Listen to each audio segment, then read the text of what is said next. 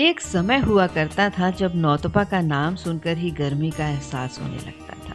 लेकिन अब तो गर्मी इतनी बढ़ गई है कि हर दिन ही नौतपा जैसा लगता है।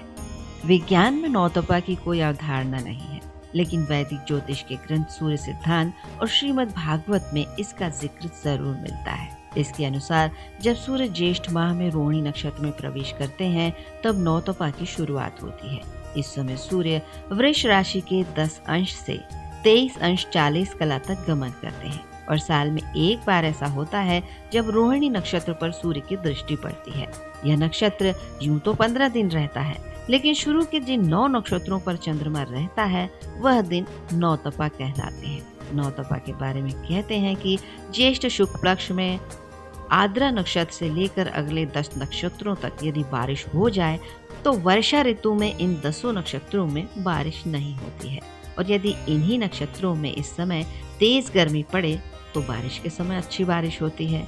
हमारी लोकोक्तियों में कहते भी हैं कि तपय नौ तपा 9 दिन जोए तो पुन बरखा पूरन होए, यानी इस तरह मानसून का अनुमान लगाया जाता है। नौतपा के दौरान सूर्य और पृथ्वी काफी पास आ जाते हैं। इनके बीच की दूरी घटने से सूर्य की किरणें लंबवत और सीधी होकर पृथ्वी पर आती हैं, जिससे अधिक प्रकाश और ऊर्जा धरती पर पहुंचती है। इससे गर्मी और तापमान बहुत अधिक बढ़ जाता है।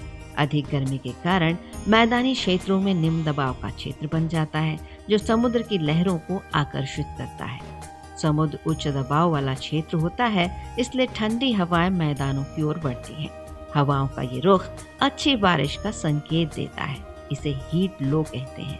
इसीलिए तापमान जितना अधिक होगा उतना ही अच्छा मानसून होगा, ऐसा माना जाता है।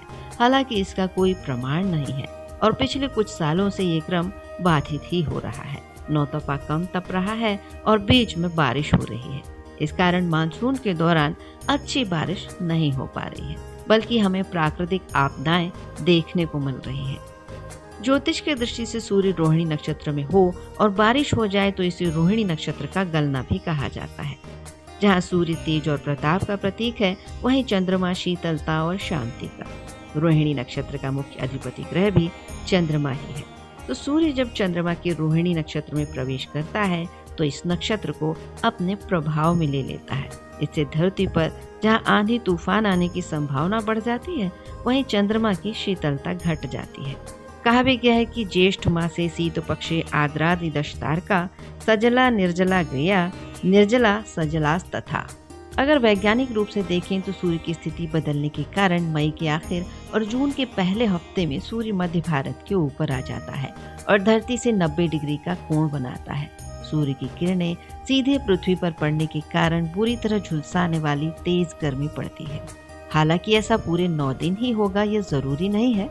9 से ज्यादा दिनों तक या 9 से कम दिनों तक भी गर्मी का प्रकोप हो सकता है और अच्छे मानसून के लिए उम्मीद की जाती है कि तेज और सूखी गर्मी पड़े। और इस दौरान सूर्य मंगल बुध का शनि से समसप्तक योग हो जाए तो भी धरती के तापमान में और अधिक वृद्धि हो जाती है। और अब तो ग्लोबल वार्मिंग और अल नीनो जैसी चीजें भी इस पर प्रभाव डाल रही हैं। और नौतपा के प्रभाव की बात करें तो गर्मी के कारण इन दिनों आग लगने की घटनाएं बढ़ जाती हैं। रोशनी और गर्मी ज्यादा होने से विषाणुओं का नाश होने लगता है। संक्रमण के कारण होने वाली मृत्यु घट जाती है। कुंडली के ग्रह दोषों से निजात मिलती है। सूर्य और चंद्रमा की पूजा करने से हर तरह के पापों से मुक्ति भी संभव होती है। ज्योतिष कहता है कि नौतपा में सूर्य की पूजा की जाए तो कुंडली में इस ग्रह की स्थिति मजबूत होती है, खुशी और समृद्धि में बढ़ोतरी होती है, आत्मविश्वास में वृद्धि होती है।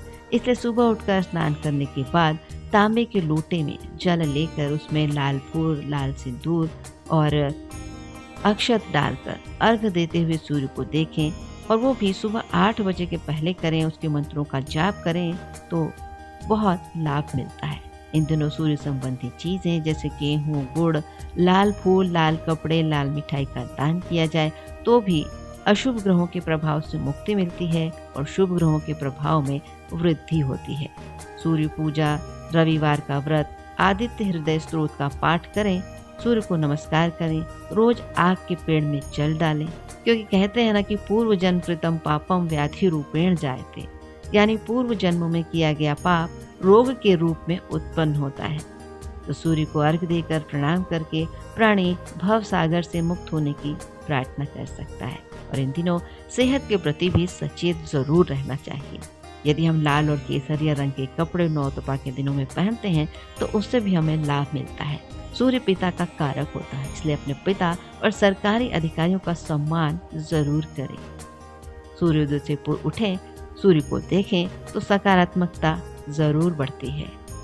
और नौतपा के दिनों में विवाह या यात्रा जैसे मांगलिक कार्यों में सावधानी बरतनी चाहिए, क्योंकि इन दिनों में हम शुभ काम ना करें तो ही अधिक उचित है।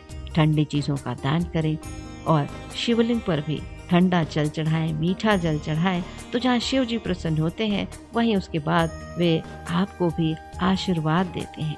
तो ये है नौतपा के 9 दिनों की पूरी कहानी।